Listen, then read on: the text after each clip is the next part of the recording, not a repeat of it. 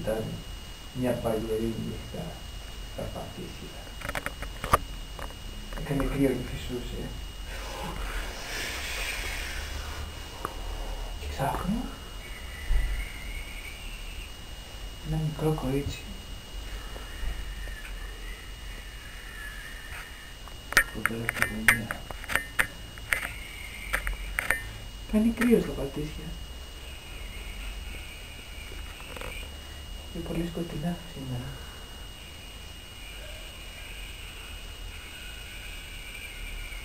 Πού να πάω?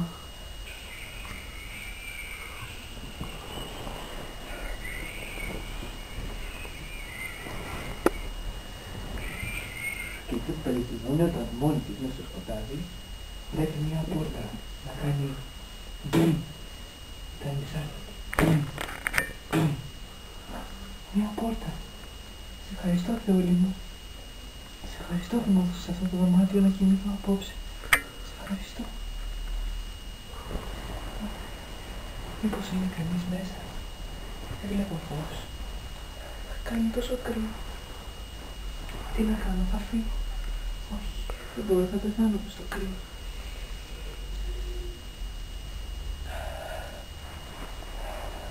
Θα πάω, σκέφτηκε.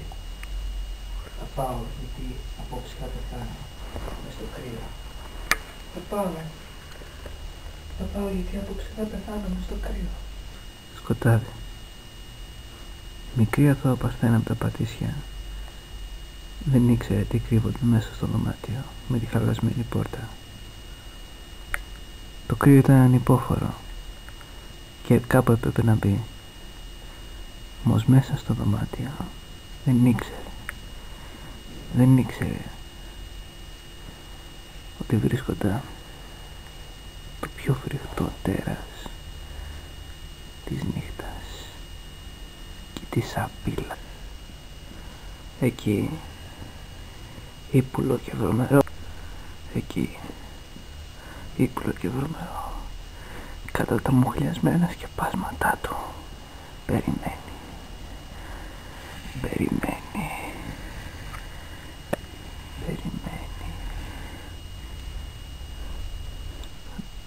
Περιμένει ύπουλα το θύμα, τη μικρή αθώα Παρθένα να πει.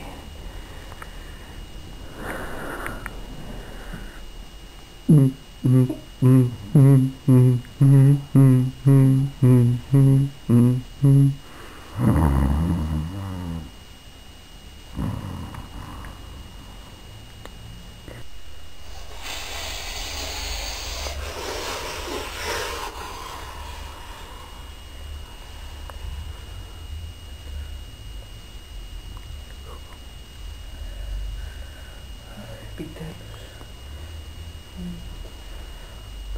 Καλύτερα απ' έξω. Καλύτερα εδώ. Η μικρή αθώα Παρθένα αποφάσισε να περάσει μέσα τη νύχτα στο ίδιο δωμάτιο, εκεί που κοιμάται ο Δράκουλας την Πατησίων. Και πού να ξέρει, πώς να ξέρει ότι ο Δράκουλας έχει ξυπνήσει.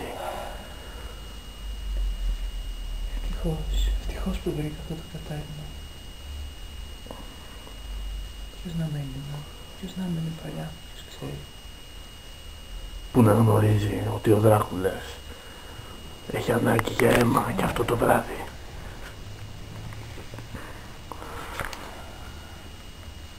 Πίσω από αυτή τη σκιά.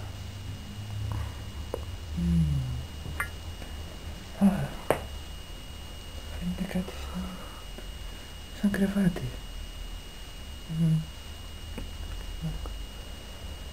Είμαι τόσο κουρασμένη.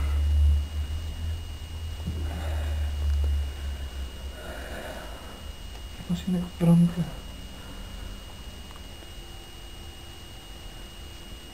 Πλησιάζει.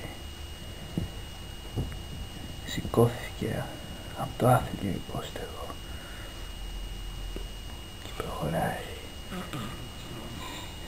Με τη γνωστή τακτική κρύβεται και περιμένει.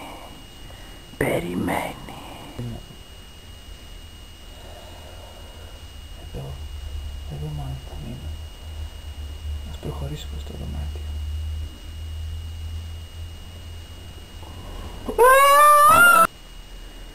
Για άλλη μια φορά το ελεεινό φρικτό τέρας των Πατησίων κατάφερε με ύπουλο τρόπο να χορτάσει τη δίψα του για αίμα με το πιο λευκό και πολύτιμο είδος σάρκας, την αθώα παρθένα από τα Πατήσια. Τώρα το κούφιο σάπιο σώμα του είναι γεμάτο αίμα, το αίμα της μικρής ηρωίδας.